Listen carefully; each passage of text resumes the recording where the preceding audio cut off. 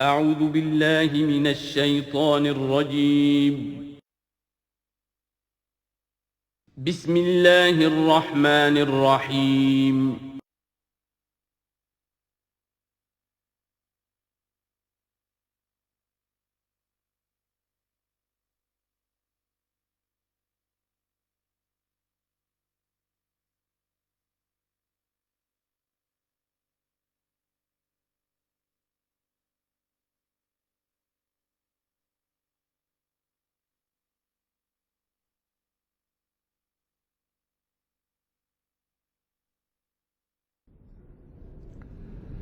بسم اللہ اولہ و آخرہ۔ پچھلی نشست میں جو گفتگو چل رہی تھی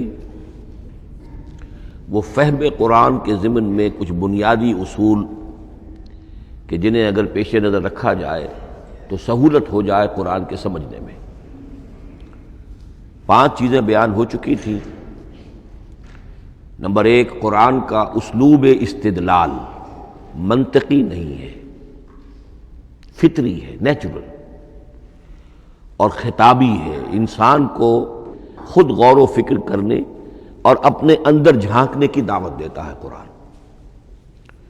ثانیاً، قرآن مجید کی آیات میں تقسیم ہے محکمات اور متشابہات، اور سورہ آل عمران میں جہاں اس کا ذکر ہے فرما دیا گیا ہے کہ اہل ایمان کا شیوہ یہ ہونا چاہیے کہ وہ محکمات پر اپنی توجہ کو مرکوز رکھیں اور متشابہات کے بارے میں اجمالی طور پر یقین رکھیں کہ اللہ کی طرف سے ہے، یقیناً حق ہے، چاہے وہ ہماری سمجھ میں آئی ہے یا نہیں آئی۔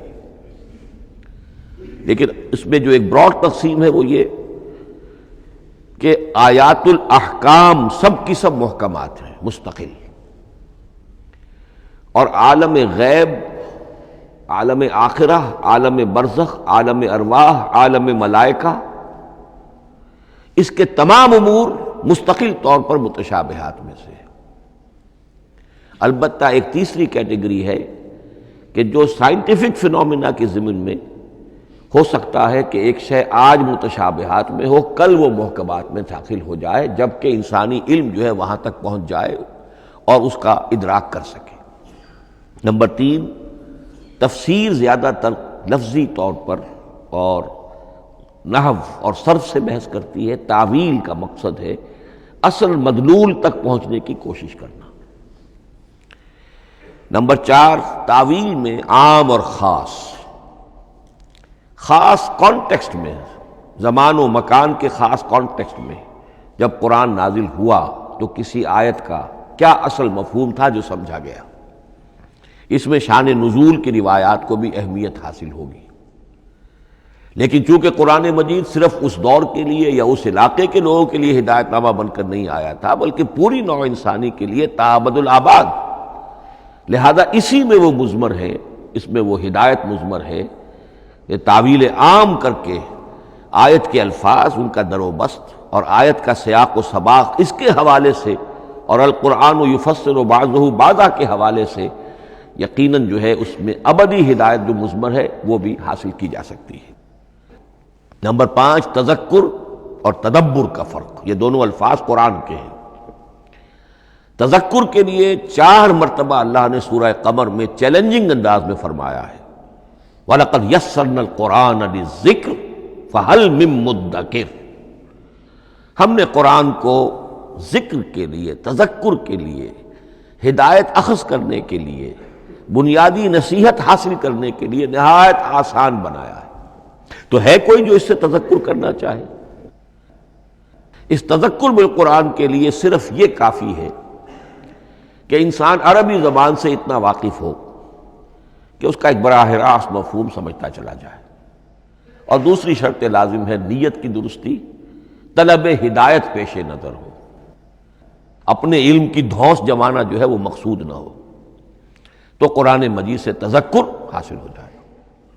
تدبر کے اعتبار سے قرآن مجید مشکل ترین کتاب ہے، بلکہ میں نے اس وقت ایک غلط لفظ استعمال کر دیا تھا، دنیا کی مشکل ترین، یہ دنیا کی کتاب ہے ہی نہیں، یہ تو مشکل ترین کتاب ہے، بھائی مانا کہ اللہ تعالیٰ کے علم کامل سے اس کا نزول ہوا ہے، اس علم کا احاطہ کسی انسان کے لیے ممکن نہیں ہے۔ اسی طرح یہ قرآن ایک ایسے سمندر کے مانند ہے جس کا نہ کوئی کنارہ ہے اور نہ ہی اس کی کوئی تہہ ہے۔ اس میں پوری زندگیاں کھپانے کے باوجود بھی افلا یتدبرون القرآن، تدبر، لیدبروا آیاتہ ولیتذکر اولو الالباب، یہ دو اصطلاحات خود قرآن کی ہیں۔ میرا جو کتابچہ ہے مسلمانوں پر قرآن مجید کے حقوق، اس میں میں نے ان پر تفصیل سے بحث کی ہے۔ نمبر 6، دو اعتبارات سے قرآن مجید پر غور کرنے والے کا ایٹیچیوڈ ایک دوسرے سے بالکل متضاد ہوگا۔ احکام کے حوالے سے ایک طالب علم کا رخ پیچھے کی طرف ہونا چاہیے، اسلاف نے کیا سمجھا، ان سے پہلوں نے کیا سمجھا، ان سے پہلوں نے کیا سمجھا، صحابہ نے کیا سمجھا، یہاں تک کہ اپنے آپ کو محمد الرسول اللہ کے قدموں میں پہنچا دیجیے۔ دین کا عملی پہلو، حلال اور حرام، جائز و ناجائز، یہ چیزیں آپ کو، یہ نہیں کہ آپ کو نئے زمانے کی وہ جو بھی ریسرچ ہو اس کے حوالے سے اور نئے زمانے کے سائنسی جو حقائق ہیں ان کے حوالے سے بات کریں۔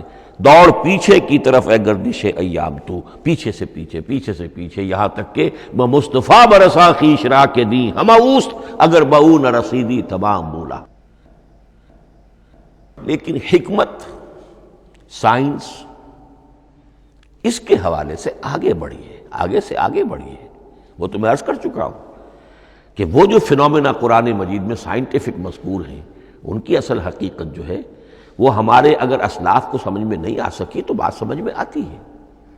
ابھی اس علم کی سطح ہی اتنی کمزور تھی، اتنی نیچی تھی کہ ان کی اس کا ادراک ممکن نہیں تھا۔ اس میں آگے بڑھیے تو اس میں بالکل متضاد ہو گیا کہ ایک میں زمانے کا ساتھ دینے کی بجائے زمانے سے بھی آگے چلو، اور ایک میں پیچھے پیچھے پیچھے پیچھے، یہاں تک کہ محمد الرسول اللہ والذین معہ،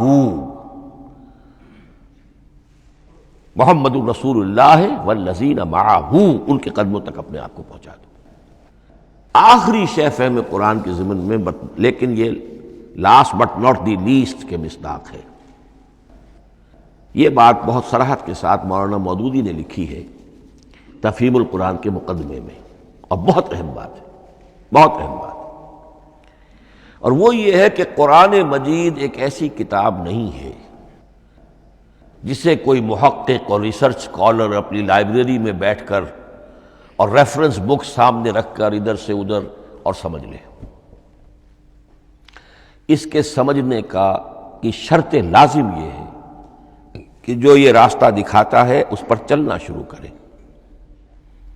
ایک ایک قدم کے بعد قرآنی حقائق مزید منکشف ہوں گے، اور مزید منکشف ہوں گے، اور مزید منکشف ہوں گے۔ جب تک قرآن مجید کے بتائے ہوئے راستے پر آدمی چلے گا نہیں، قرآن کی اصل حقیقت اس پر کبھی منکشف نہیں ہوگی۔ چاہے تفسیر لکھ دے، وہ تو لفظوں کی بحث ہے، صرف اور نحو ہے، یا روایات ہیں، وہ جمع کر دیجئے، لیکن یہ کہ قرآن مجید کا صحیح فہم عمل کے بغیر ممکن نہیں۔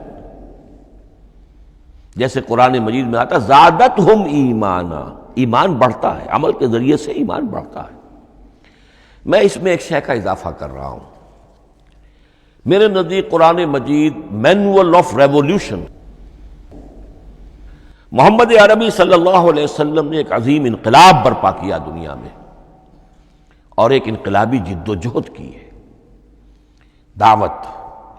دعوت کے قبول کرنے والوں کو منظم کرنا، ان میں سم و طاعت کی عادت پیدا کرنا، پھر ان میں تن من دھن قربان کرنے کا جذبہ پیدا کرنا، پھر ان کا تزکیہ کرنا، ان کی تربیت، پھر جب وہ تیار ہو جائیں تو باطل سے ٹکر، اور اس میں پھر جہاد اور قتال کے مراحل، تاکہ انقلاب آ گیا، اور یہ کہ جاء الحق وزہق الباطل ان الباطل کان زہوقا۔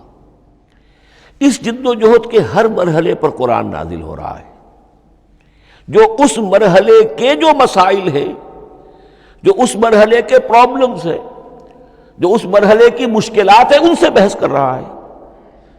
اب اگر کوئی فرد یا کوئی گروہ اس پروسیس میں وہ داخل ہی نہیں، وہ سمجھ ہی نہیں سکتا کہ یہ جو بات کہی جا رہی ہے اس کا اصل محل کیا ہے، مقام کیا ہے، کیوں کہی جا رہی ہے۔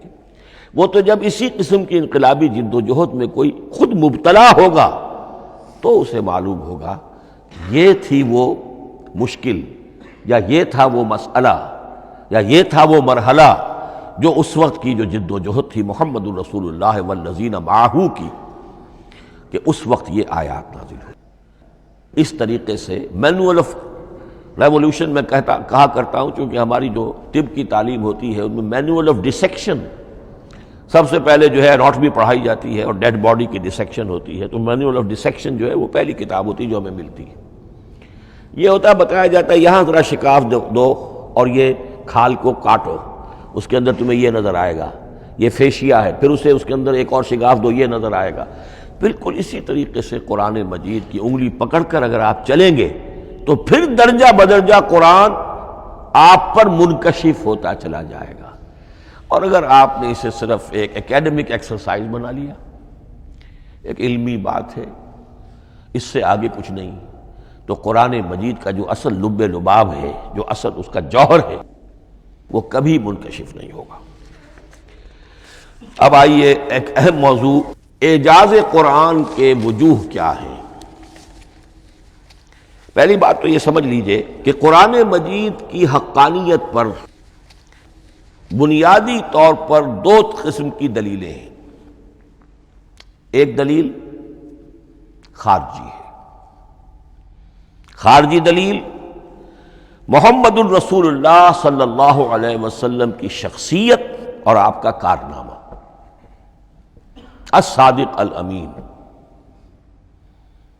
قد لبثت فیکم عمرا، میں تمہارے مابین ایک عمر گزار چکا ہوں، تم نے مجھے دیکھا، میرا کردار دیکھا، تم نے خود مجھے الصادق اور الامین کا جو ہے خطاب دیا، تو خود حضور کی شخصیت دلیل ہے قرآن مجید کی حقانیت پر۔ اس اعتبار سے ایک مضمون بہت اہم ہے، اور وہ یہ کہ قرآن اور محمد صلی اللہ علیہ وسلم اس طرح ایک دوسرے کے ساتھ جڑے ہوئے ہیں، گتھے ہوئے ہیں، ایک وحدت بن گئے ہیں، ایک آرگینک ہول بن گئے ہیں، کہ ایک دوسرے کے لیے شاہد بھی ہے اور ایک دوسرے کے لیے کمپلیمنٹری بھی ہے، جس کے لیے میں دو مقامات سے استشہاد کروں گا۔ سورہ بینہ میں فرمایا لم یکن الذین کفروا من اہل الکتاب والمشرکین منفکین حتی تأتیہم البینہ، اہل کتاب میں سے اور کفار میں سے، مشرکین میں سے جو لوگ جنہوں نے کہ کفر کیا تھا، وہ علیحدہ نہیں کیے جا سکتے تھے جب تک کہ بینہ نہ آ جاتی۔ اب بینہ کیا ہے؟ رسول من اللہ یتلو صحفا مطہرۃ فیہا کتب قیمہ، بینہ دو چیزوں سے مل کر بنی، رسول من اللہ یتلو صحفا مطہرۃ فیہا کتب قیمہ، رسول اور قرآن مل کر بینہ ہے، رسول کی شخصیت بین ہے، اور یہ قرآن مجید کے لیے دلیل ہے۔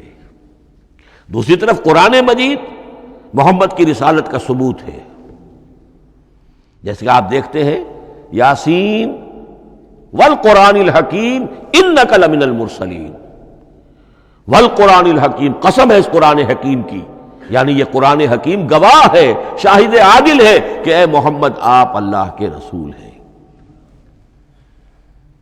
محمد کی شخصیت، حقانیت قرآن پر دلیل، قرآن محمد کی رسالت پر دلیل، ایک دوسرے کے شاہد۔ دوسرا مقام سورہ طلاق کا ہے، قد انزل الیکم ذکرا، دیکھو لوگو اللہ نے تمہارے لیے یاد دہانی ذکر نازل کر دیا ہے۔ وہ یاد دہانی کیا ہے؟ رسولا یتلو علیکم آیات اللہ مبینات، اللہ کا ایک رسول جو تمہیں پڑھ کر سنا رہا ہے اللہ کی آیات بینات۔ یہ دونوں چیزیں مل کر بینہ بنا، دونوں چیزیں مل کر ذکرا بنا۔ اس حوالے سے یہ دونوں چیزیں ایک دوسرے کے ساتھ یوں سمجھیے کہ اس طریقے سے گتھی ہوئی ہیں دونوں حقیقتیں، اس طرح جمع ہیں کہ ایک دوسرے سے جدا نہیں کی جا سکتی۔ اگلی بات یہ سمجھیے کہ قرآن مجید محمد الرسول اللہ کا اصل معجزہ، بلکہ اس سے آگے بڑھ کر ایک لفظ استعمال کروں گا، واحد معجزہ ہے۔ آپ شاید حیران ہو کہ اور بھی تو معجزات بیان ہوتے ہیں حضور کے، لیکن میری بات سمجھیے، غور کیجیے۔ ان واقعات سے مجھے انکار نہیں ہے، لیکن جو بات میں کہنا چاہتا ہوں اس کو اچھی طرح سمجھیے۔ معجزہ کہتے کسے ہیں؟ معجزہ عاجز کر دینے والی شے۔ اس معجزے میں دو چیزیں ہونی لازم ہیں، دعویٰ اور تحدی، چیلنج۔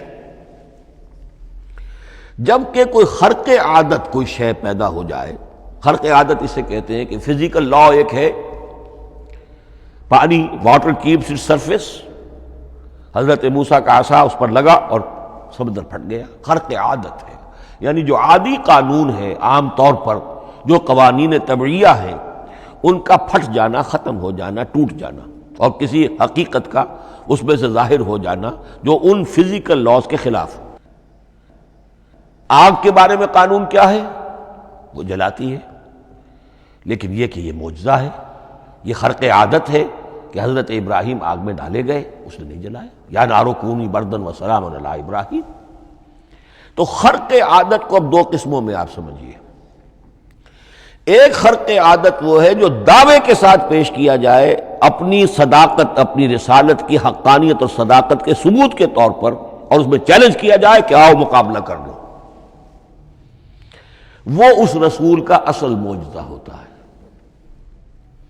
ایک خرق عادت وہ ہے جو اللہ تعالیٰ اپنے نیک بندوں کی بزرگی کو ظاہر کرنے کے لیے، غیر انبیاء کے لیے بھی کرامات جنہیں ہم کہتے ہیں ہو جاتی ہے۔ بہت سے صحابہ سے وہ کرامات ثابت ہیں۔ حضرت عمر رضی اللہ تعالی عنہ کو شام کا میدان جنگ دکھا دیا گیا، یا ساریۃ الی الجبل کے الفاظ آپ نے فرمائے۔ ابھی تو ٹیلی ویژن کہیں نہیں تھا، ابھی یہ سارے وسائل و ذرائع موجود نہیں تھے، یہ خرق عادت ہے۔ غیر نبی کے لیے اسے ہم کہیں گے کہ یہ کرامات ہے۔ نبی کے لیے لفظ معجزہ اختیار کر لیا جاتا ہے، لیکن معجزہ اس کو نہیں کہنا چاہیے، اصل میں یہ بھی نبی کے لیے کرامات کے درجے کی شے ہے جو اس سے بلند ہے۔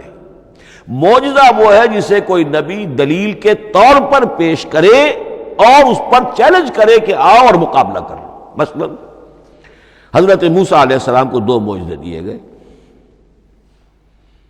اور اس میں سے جو سانپ بن جانا تھا لاٹھی کا، وہ معجزہ ہے جس پر چیلنج بھی آیا اور ساحروں سے مقابلہ بھی کیا، اور ساحر شکست کھا گئے، عاجز آ گئے۔ القی السحرۃ ساجدین، وہ سارے جادوگر جو ہیں فوری طور پر بے اختیار سجدے میں گر گئے۔ آمنا برب موسیٰ و ہارون، ہم ایمان لے آئے موسیٰ اور ہارون کے رب پر۔ یہ معجزہ ہے۔ اس معنی میں محمد الرسول اللہ صلی اللہ علیہ وسلم کا معجزہ صرف قرآن حکیم۔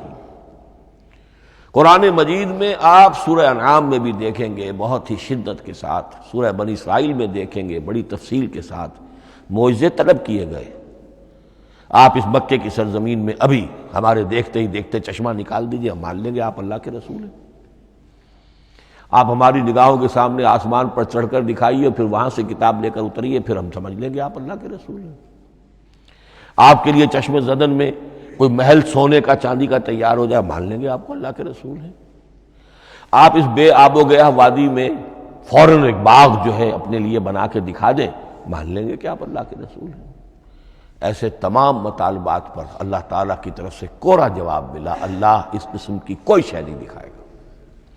بلکہ سورہ انعام جب ہم پڑھیں گے وہاں تو بہت ہی واقعہ یہ ہے کہ اس کو پڑھ کر رقت طاری ہوتی ہے کہ ایک موقع پر ایسا محسوس ہوتا ہے کہ حضور صلی اللہ علیہ وسلم کی طبیعت مبارکہ میں یہ خیال پیدا ہو گیا کہ اللہ کو ایسی شے ان کو دکھائی دی جائے تاکہ چپ تو ہو جائے، نہ بھی مانیں گے چپ تو ہوں گے، ورنہ تو عوام کے سامنے ان کی دلیل مجھ پر قائم ہو رہی ہے کہ بھائی یہ رسالت کے مدعی ہے، ہم کہتے ہیں معجزہ دکھاؤ، معجزہ نہیں دکھاتے، تو پوزیشن میری جو ہے کمزور ہو رہی ہے۔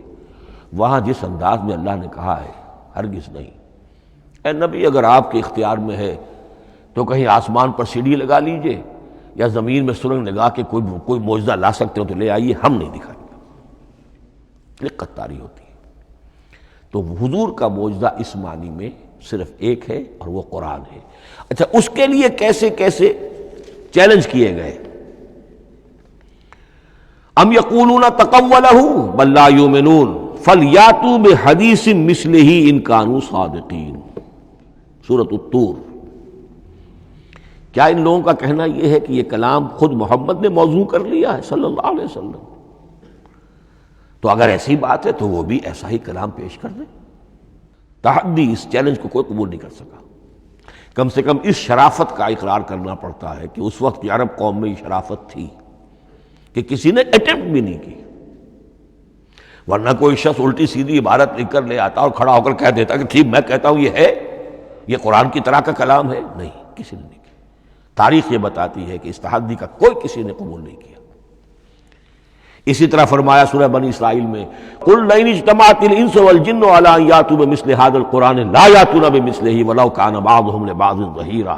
چیلنج ہے، اے نبی کہہ دیجئے اگر تمام انسان، تمام جن مل کر بھی چاہیں کہ ایسی کوئی کتاب وہ مرتب کر لے، نہیں کر سکیں گے، چاہے وہ سب کے سب ایک دوسرے کی مدد کریں۔ ہے کہ نہیں چیلنج؟ اسی طریقے سے سورہ ہود میں فرمایا، اب اس کو کہتے ہیں برسبیل تنزل، پوری کتاب نہیں لا سکتے قرآن جیسی، چلو تو 10 سورتیں ہی لے آؤ۔ قُلْ فَاتُوا بِعَشْرِ سُوَرٍ مِثْلَهُ مُفْتَرَيَاتٍ، اے کہیے اے نبی، سورہ ہود کی آیت نمبر 13 ہے، اس جیسی کوئی 10 صورتیں ہی لے آؤ۔ 114 نہ صحیح، 10 صحیح۔ یہ بھی نہیں ہوا تو برسبیل تنزل اور سورہ یونس میں فرمایا قُلْ فَاتُوا بِسُورَةٍ مِّن مِثْلِهِ، ایک سورت ہی لے آؤ۔ اور اسی کو سورہ بقرہ کے 30 رکوع میں دہرایا گیا، وَإِن كُنتُمْ فِي رَيْبٍ مِّمَّا نَزَّلْنَا عَلَىٰ عَبْدِنَا فَأْتُوا بِسُورَةٍ مِّن مِّثْلِهِ وَادْعُوا شُهَدَاءَكُم مِّن دُونِ اللَّهِ إِن كُنتُمْ صَادِقِينَ۔ لیکن نوٹ کر لیجئے کہ کسی نے یہ جرأت نہیں کی، نہ قرآن کے اس دعوے کو چیلنج کیا، نہ کسی نے مقابلے کی کوشش کی، نہ کوئی اپنی کوئی تصنیف و تالیف یا اپنا کوئی کمپوزیشن لا کر اور یہ دعویٰ کر کے کھڑا ہوا کہ جمع کر لیجئے، منصف بلا لیجئے، کوئی کمیشن بٹھا لیجئے، میرا یہ کلام بھی بالکل ہم وزن ہے اس کلام کے، نہیں۔ اب ہمیں دیکھنا یہ ہے کہ وجوہ اعجاز قرآن مجید کے کیا کیا ہیں۔ معجزہ تو یہ ہے، حضور کا اصل معجزہ یہ ہے، لیکن معجزہ کس کس پہلو سے ہے؟ یہ ایک ایسا موضوع ہے کہ جس پر پوری تصانیف لکھی گئی ہیں۔ وجوہ الاعجاز، وجوہ اعجاز القرآن، قرآن کے معجزہ ہونے کے کون کون سے پہلو ہیں۔ اس کا واقعہ یہ ہے کہ احسان ناممکن ہے، اور جیسے جیسے زمانہ آگے بڑھے گا اس کے اور پہلو واضح ہوتے جائیں گے۔ سنوریہم آیاتنا فی الآفاق وفی انفسہم حتی یتبین لہم انہ الحق۔ لیکن یہ کہ کس کس پہلو سے یہ معجزہ ہے، چند موٹی موٹی باتیں ضرور سمجھ لیجئے۔ لغت، ادب، فصاحت، بلاغت، عذوبت، مٹھاس، اس کے اعتبار سے قرآن معجزہ ہے۔ لیکن اس اعتبار سے قرآن معجزہ ہے یا تو تھا اپنے زمانے کے عربوں کے لیے، غیر عرب کے لیے تو نہیں تھا۔ غیر عرب جو ہے قرآن مجید کی جو بھی فصاحت و بلاغت ہے، اس کا جو لٹریری بیوٹی ہے، اس کو تو وہ اپریشیٹ نہیں کر سکتا تھا۔ یہ حصہ جو ہے یا تو عربوں کے لیے تھا اس وقت دائمی، یا آج بھی عرب کچھ نہ کچھ، بہرحال عربی ان کی زبان ہے، وہ پڑھتے ہیں، جیسا کہ میں نے عرض کیا تھا، چاہے عیسائی ہوں اور چاہے یہودی ہوں، وہ بھی اپنے ہاں لٹریچر کی، عربی لٹریچر کی ہائیسٹ کتاب کی حیثیت سے قرآن مجید کو پڑھانے پر مجبور ہے۔ ایک پہلو اس کا یہ ہے، اور اسی کے حوالے سے نوٹ کیجئے حضرت لبید رضی اللہ تعالی عنہ، یہ سبع معلقہ کے شعراء میں سے تھے آخری۔ عربوں میں چونکہ اس کا بڑا چرچا تھا شاعری کا، تو ان کا جو سالانہ جشن ایک ہوتا تھا، اس میں وہ بہت بڑے بڑے شعراء سب جمع ہوتے تھے، اپنے اپنے قصیدے پڑھتے تھے، اور جس کا قصیدہ سمجھا جاتا تھا کہ سب سے اعلیٰ ہے، سب سے بلند ہے، سب سے عمدہ ہے، اب اسے اس سال کے لیے وہ گویا کہ ملک الشعراء اس کو مانا جاتا تھا کہ یہ شاعروں کا بادشاہ ہے، اور تمام شاعر اسے سجدہ کرتے تھے بالفعل۔ اور اس کے قصیدے کو کعبے کی دیوار کے ساتھ ٹانگ دیا جاتا تھا، معلق کر دیا جاتا تھا۔ ایسے 7 قصیدے ہیں جن کے مجموعے کا نام ہے 7 معلقہ۔ اس 7 معلقہ جو ہے 7 جو سلسلے ہیں، ان میں آخری حضرت لبید کا ہے، وہ ایمان لے آئے۔ ایمان لانے کے بعد انہوں نے شعر کہنا چھوڑ دیا۔ اس پر حضرت عمر نے ایک دفعہ ان سے کہا کہ لبید اب آپ شعر نہیں کہتے۔ ان کا جواب تھا ابعد القرآن، کیا قرآن کے بعد بھی کسی کے لیے کوئی موقع ہے کہ وہ کچھ کہنے کی کوشش کرے؟ فصاحت اور بلاغت کی تو معراج قرآن مجید ہے، وہ آ چکی ہے۔ تو جہاں تک اہل عرب کے لیے اس کا معجزہ ہونا، خاص طور پر اس دور میں اور اب بھی کسی درجے میں، اس میں تو اہمیت ہے اس کی ادبیت، اس کی فصاحت، اس کی بلاغت، اس کی عذوبت۔ دائمی اور ابدی یہ کس اعتبار سے معجزہ ہے؟ عہد حاضر میں اور غیر عرب لوگوں کے لیے۔ نمبر 1، سائنسی حقائق کا انکشاف۔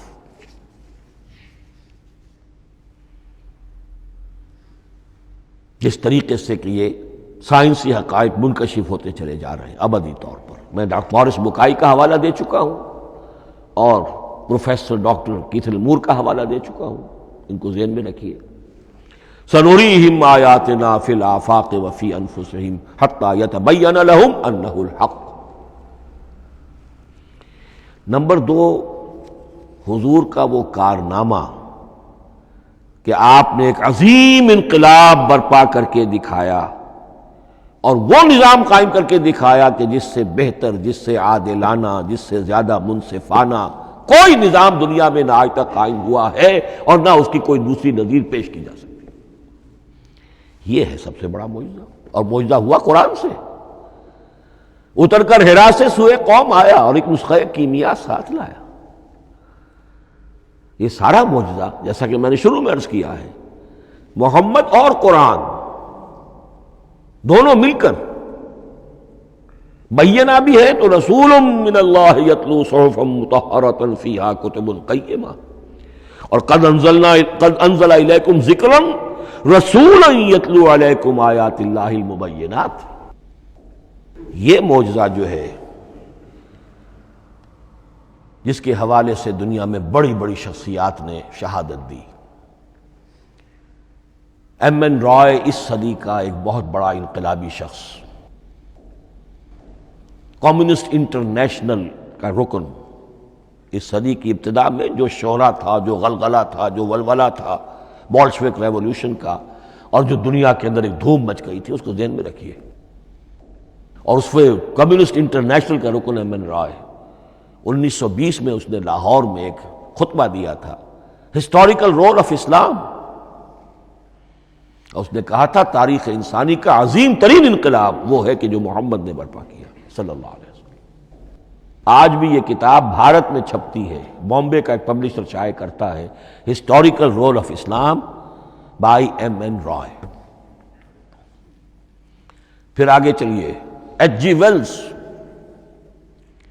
اگرچہ انتہائی رقیق حملے کرتا ہے حضور کی زندگی کے بعض پہلوؤں پر، جیسے رشدی نے کیے ہیں یا جیسے تسلیمہ نسرین ایک بنگالی خاتون نے کیے ہیں، اسی طرح کے حملے کیے اس نے بھی۔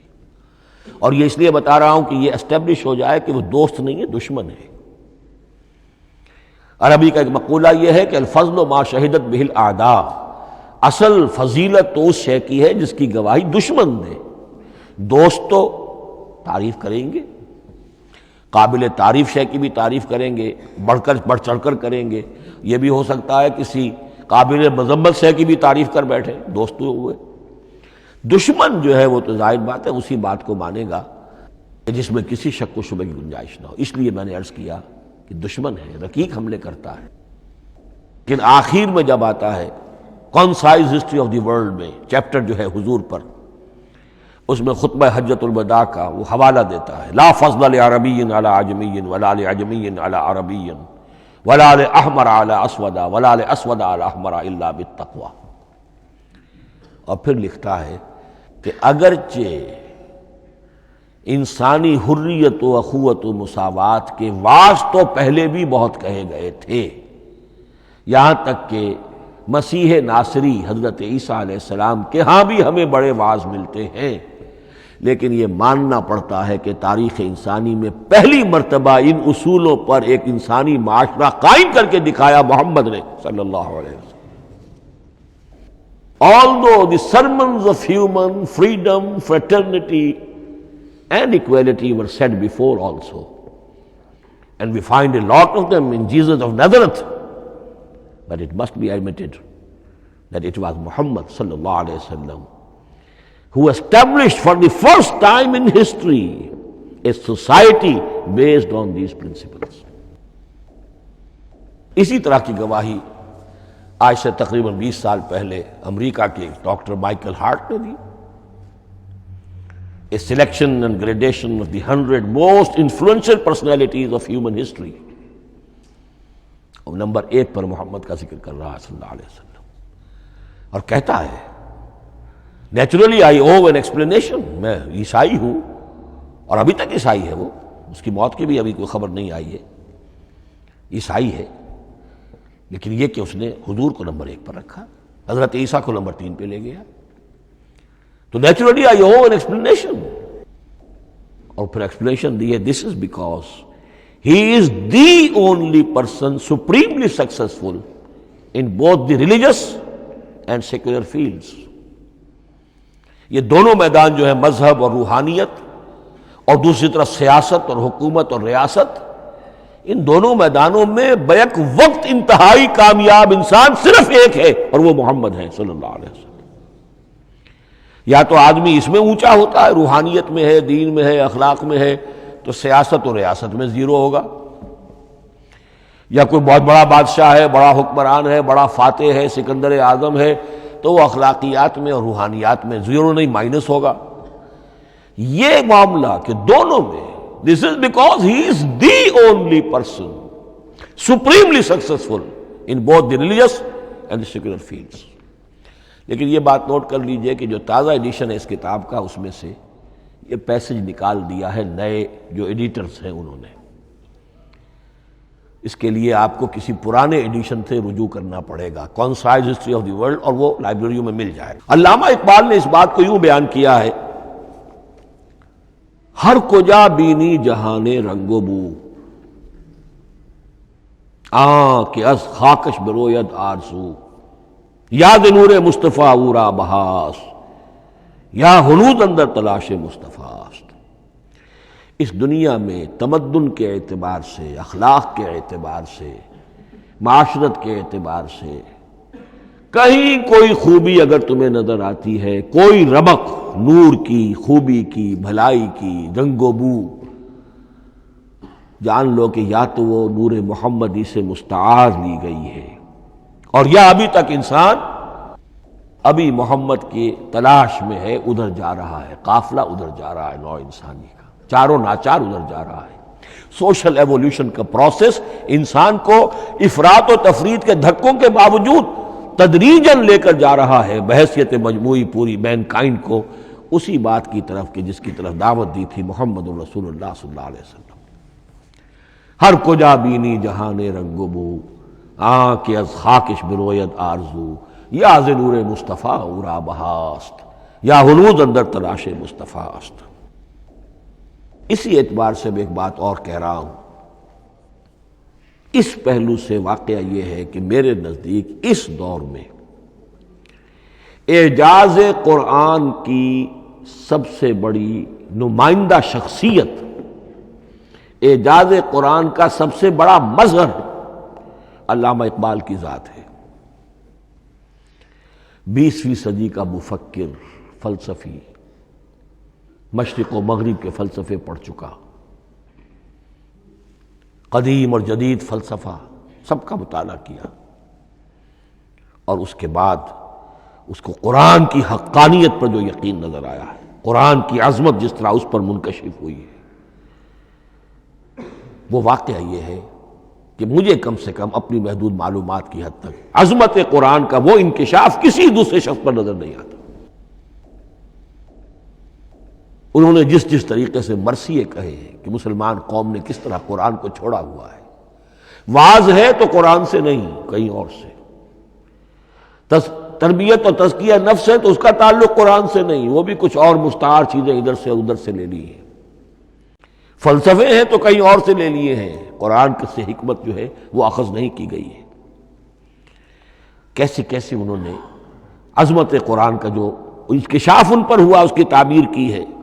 کتاب زندہ قرآن حکیم، حکمت او لا یزا نست و قدیم، حرف اورا ریب نئے، تبدیل نئے، آیا شرمندہ تعویل نئے، فاش گویا ماں سے در دل مضمر است، یہ کتابیں نیز چیزیں دیگر است، مثل حق پنہاؤ ہم پیداستو، زندہ و پائندہ و گویاستو، چون بجاں در رفت جہاں دیگر شود، جہاں چو دیگر شد جہاں دیگر شود۔ میں اس میں خاص طور پر دو اشعار آپ کو اس وقت سنانا چاہتا ہوں۔ انہوں نے حضور سے مناجات کرتے ہوئے دو اشعار کہے، اس سے آپ کو اندازہ ہوگا کہ انہیں کتنا یقین تھا کہ میرے سارے فکر کا منبع قرآن حکیم ہے۔ کہتے ہیں گر دلم آئینہ بے جوہر است، اے اللہ کے رسول صلی اللہ علیہ وسلم، اگر میرا دل اس آئینے کے مانند ہے جس میں چمک نہیں ہے، ورب حرفم غیر قرآن مضمر است، اور اگر میرے پیغام میں قرآن کے سوا کوئی شے شامل ہو گئی ہے، قرآن کے سوا کوئی چیز اس میں چھپی ہوئی ہے، مضمر ہے، پردہ ناموس فکرم چاک کن، تو میرے فکر کی ناموس کے دھجیاں بکھیر دیجئے۔ پردہ ناموس فکرم چاک کن، این خیاباں راز خارم پاک کن، اس شاہراہ کو اس کانٹے سے پاک کر دیجئے، کانٹا میرا، میں کانٹے کے مانند ہوں، پھر اٹھا کر پھینک دیجئے۔ روز محشر خار و رسوا کن مرا، بے نصیب از بوسہ پاک کن مرا، قیامت کے دن مجھے ذلیل و خوار کیجیے گا اور اپنے قدموں، اپنے پائے مبارک کا بوسہ لینے سے محروم کر دیجیے گا۔ یہ اتنی بڑی بد دعا جو اقبال اپنے آپ کو دے رہا ہے، تو کس قدر یقین اسے حاصل ہے کہ اس نے قرآن کی ترجمانی کی ہے۔ اب آئیے، بہت چھوٹے چھوٹے دو اور مضمون ہیں۔ قرآن حبل اللہ ہے، اس کے کیا معنی ہے؟ حبل رسی کو کہتے ہیں، اللہ کی رسی۔ حبل من مسد، سورہ لہب میں یہ لفظ آیا ہے۔ امام راغب نے اس کی تعبیر کی ہے، استعیر للوصل ولکل ما یتوصل به الی شیء، یا تو تعلق کو حبل سے استعارہ دیا جاتا ہے، استعارے کے طور پر حبل کا لفظ کسی تعلق کے لیے استعمال ہوتا ہے، یا کسی شے تک پہنچنے کا ذریعہ، وہ حبل ہے۔ اب یہ ہمیں لفظ ملتا ہے حضرت علی رضی اللہ تعالیٰ عنہ کی روایت میں، هو حبل اللہ المتین، ترمذی میں یہ الفاظ موجود ہیں، حضرت علی سے منقول ہے رضی اللہ تعالی عنہ، یہی ہے اللہ کی مضبوط رسی۔ کیونکہ قرآن مجید میں آتا ہے وَاعْتَصِمُوا بِحَبْلِ اللَّهِ جَمِيعًا، تو حبل اللہ کون سی ہے؟ پھر یہ حضرت عبداللہ ابن عمر سے بھی ہے، یہ روایت موجود ہے رزین میں، هو حبل اللہ المتین، یہ قرآن ہی اللہ کی مضبوط رسی ہے۔ اللہ سے اب اس کے دو پہلو ہیں، ایک تو یہ کہ یہ اللہ سے جوڑنے والی ہے، تقرب اللہ کا ذریعہ ہے، وصول الی الشیء، کسی چیز تک پہنچانے والی شے، اس کا سہل ترین، اللہ کے تقرب کا سہل ترین ذریعہ، مؤثر ترین ذریعہ قرآن حکیم ہے۔ چنانچہ ترمذی میں حضرت عبداللہ ابن مسعود کا یہ قول موجود ہے، القرآن حبل اللہ الممدود من السماء الی الارض، قرآن تو اللہ کی وہ رسی ہے جو تنی ہوئی ہے آسمان سے زمین کی طرف۔ یہ ترمذی میں تو اصل میں اثر ہے، حضرت عبداللہ ابن مسعود کا قول ہے، لیکن یہ کہ زید ابن ارقم سے یہ الفاظ جو ہیں مرفوعاً کہ یہ حضور کے الفاظ ہیں، یہ بھی منقول ہے کہ حضور نے فرمایا کہ القرآن حبل اللہ الممدود من السماء الی الارض۔ اور ایک بڑی پیاری روایت ہے طبرانی کی معجم کبیر میں کہ ایک مرتبہ حضور اپنے حجرے سے برآمد ہوئے مسجد نبوی کے ایک گوشے میں دیکھا کچھ صحابہ بیٹھے ہوئے قرآن سمجھ رہے ہیں، سمجھا رہے ہیں، پڑھ رہے ہیں، مذاکرہ ہے قرآن۔ آپ کے چہرے پر بڑے بشاشت کے آثار ظاہر ہوئے، خوشی کے آثار۔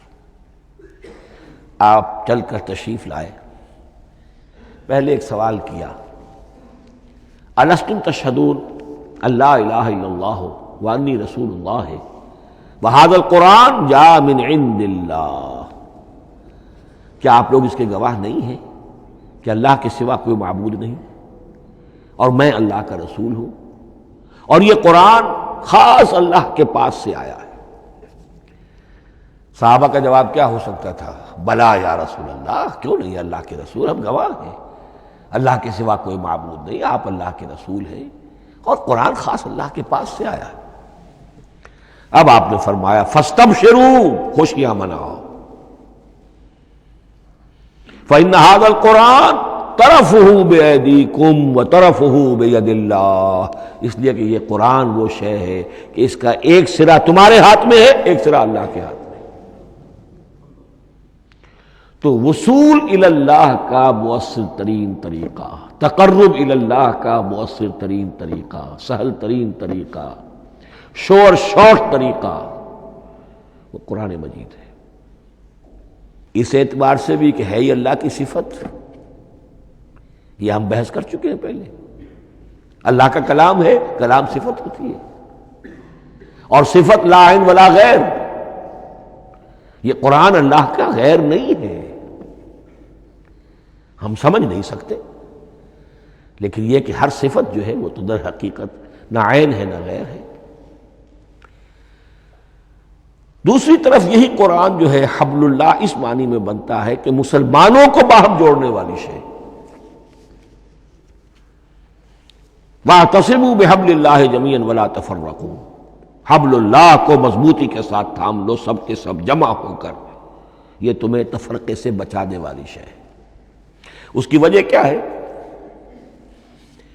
ظاہر بات ہے کہ انسانوں جو ہے ان کے اندر اتحاد پیدا ہوگا اتحاد فکری کے نتیجے میں، فکر ایک ہو، نظریات ایک ہوں، ویلیوز ایک ہوں، مقاصد ایک ہوں، تبھی تو انسان متحد ہوں گے۔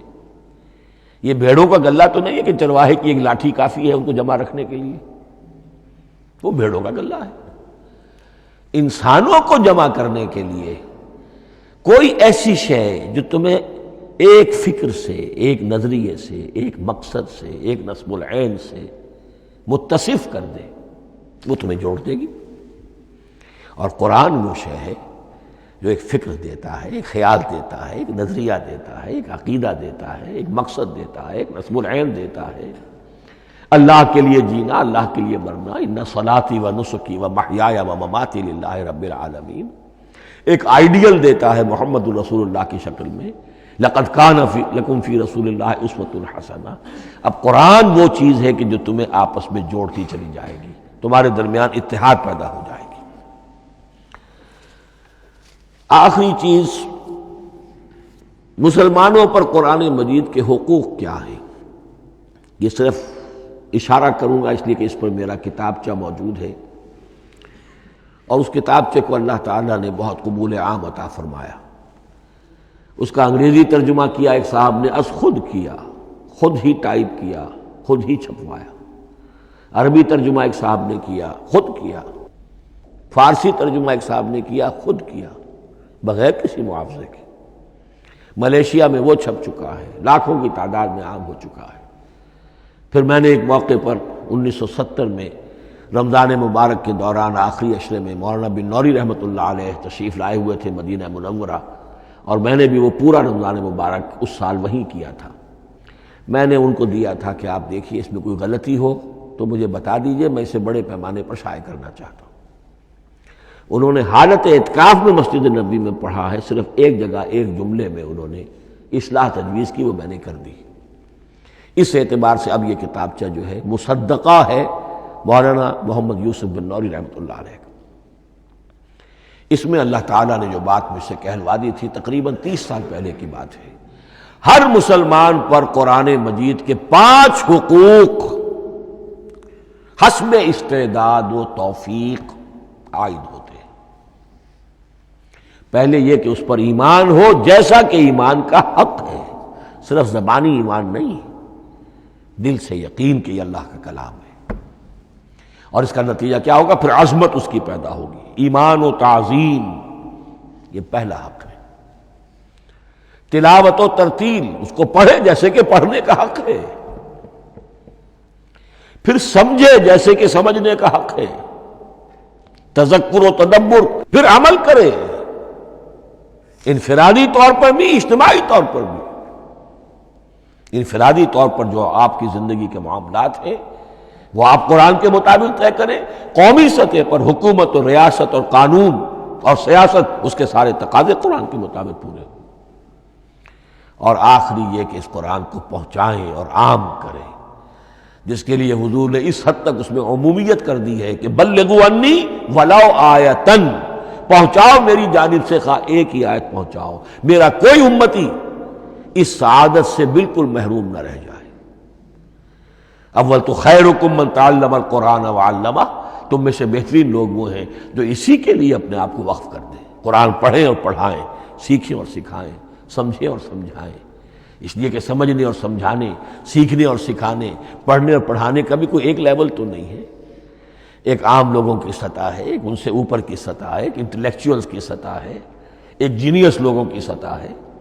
ان تمام سطحوں پر قرآن کو سمجھانے کے لیے، پہنچانے کے لیے خود بھی تو اوپر اٹھنا پڑے گا، خود اسے سیکھنا پڑے گا، خود اس کی گہرائی میں غوطہ زنی کرنی پڑے گی، اور یہ ایک لائف لانگ پروسیس ہے۔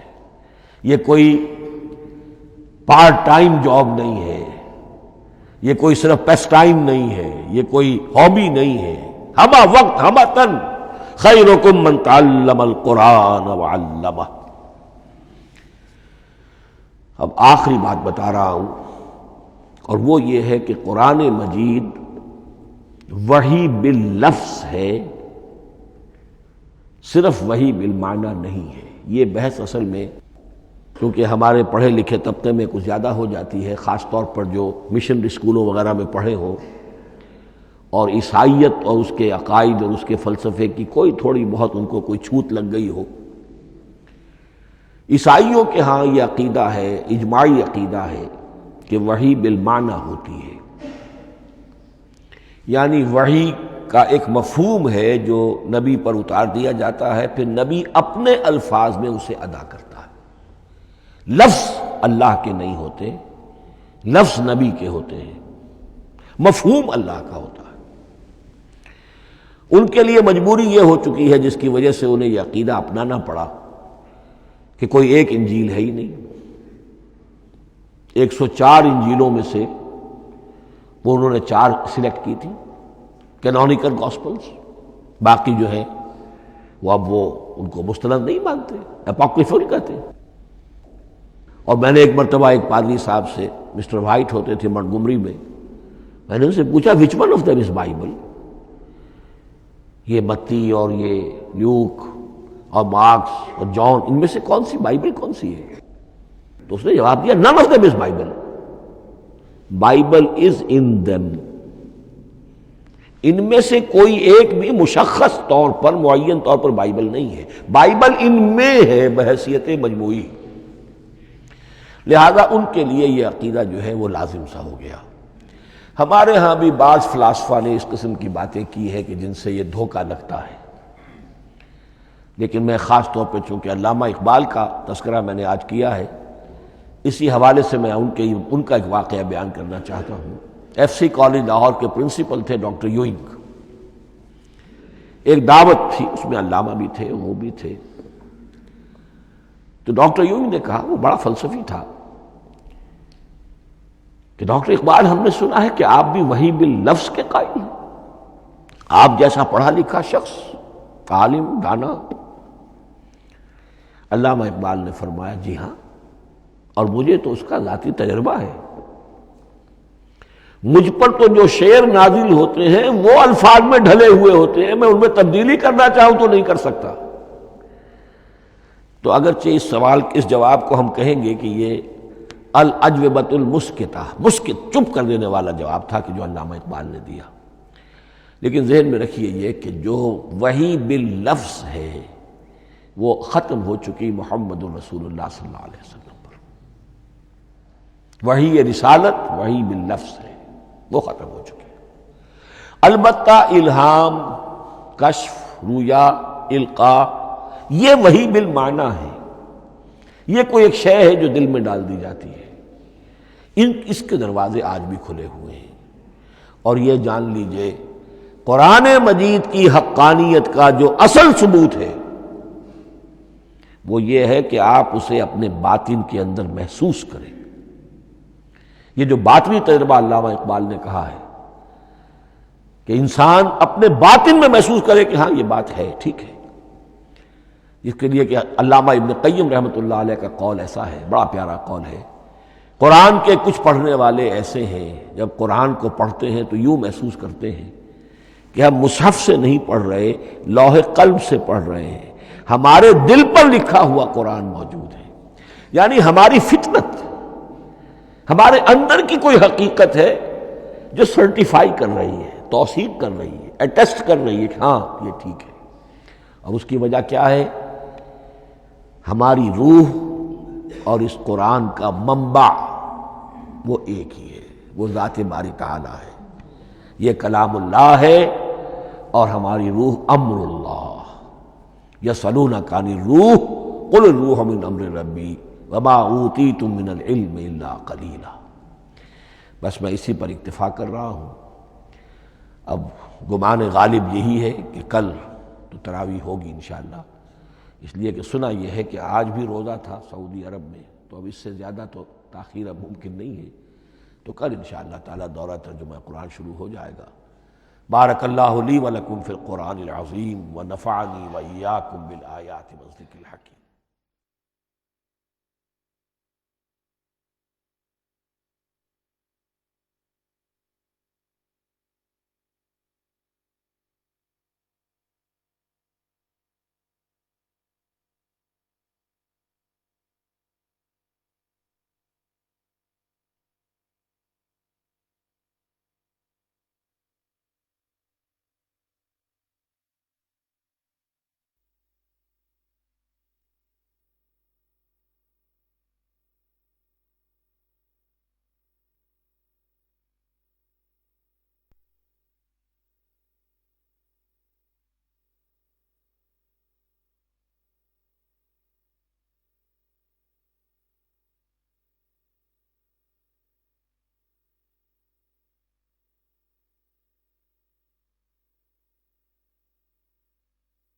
أعوذ بالله من الشيطان الرجيم. بسم الله الرحمن الرحيم.